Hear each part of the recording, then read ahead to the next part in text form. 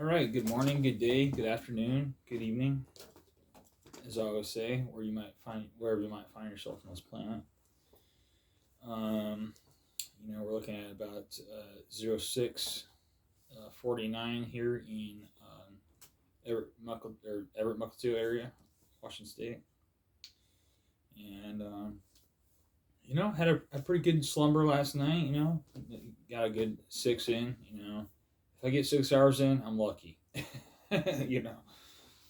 Um, but in any case, I did, I've started formulating my address book. See if I can get that camera view. But this morning I took my Sharpie and put a name tape on it. And again, if you would like to have some snail mail from me when I'm off at what I would call fun camp, and after fun camp, I'll be in boom school.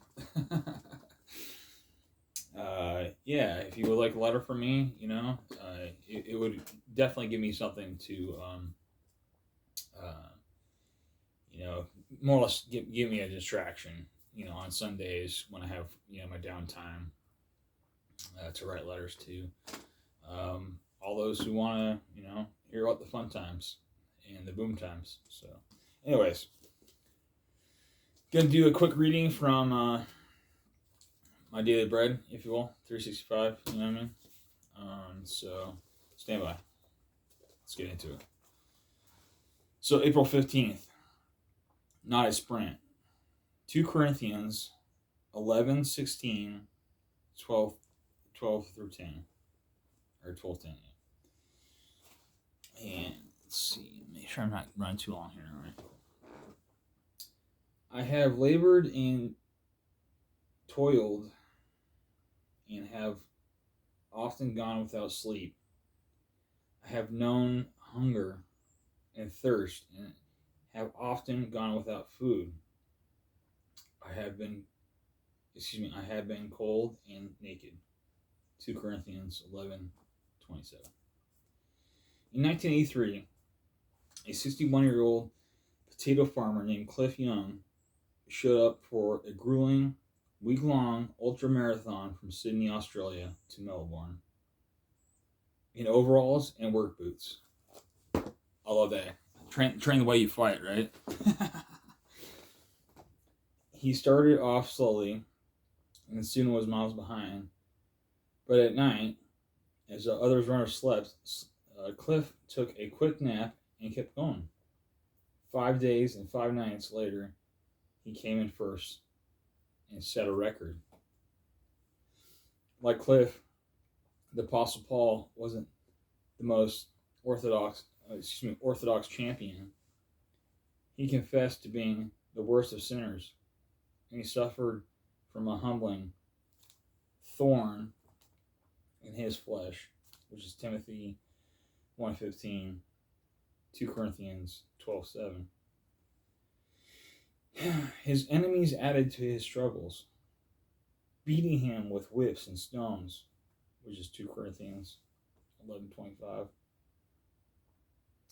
But Paul was unashamed of his weakness, saying, "The power of Christ can work through me," Christ, for when I am weak and when I am strong. 2 Corinthians 12:9 through 10 NLT. Remember the steady pace of Cliff Young and the Apostle Paul as you run your race.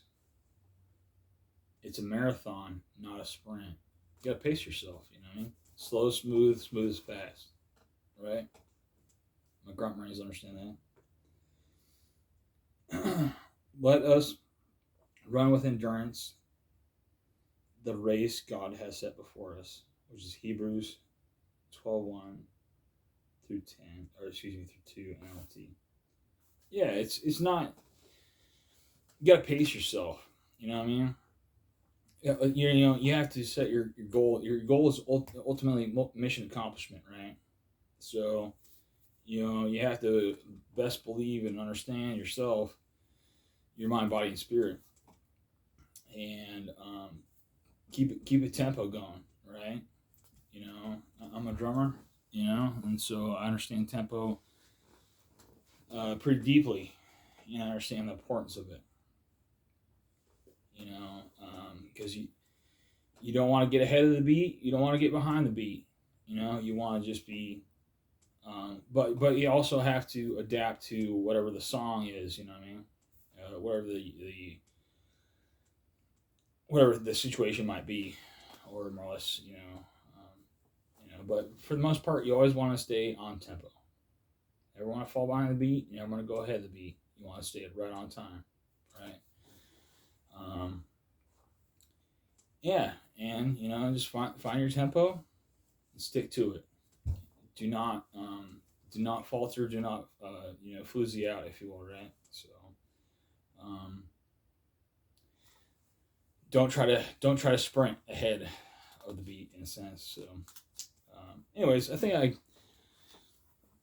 said my piece for this morning here, and hopefully, as I always say, I gave you some food for thought for the day, and to be interpreted how you see fit. And either way, go forth, do great things, and may peace be with you, God be with you, and I don't know.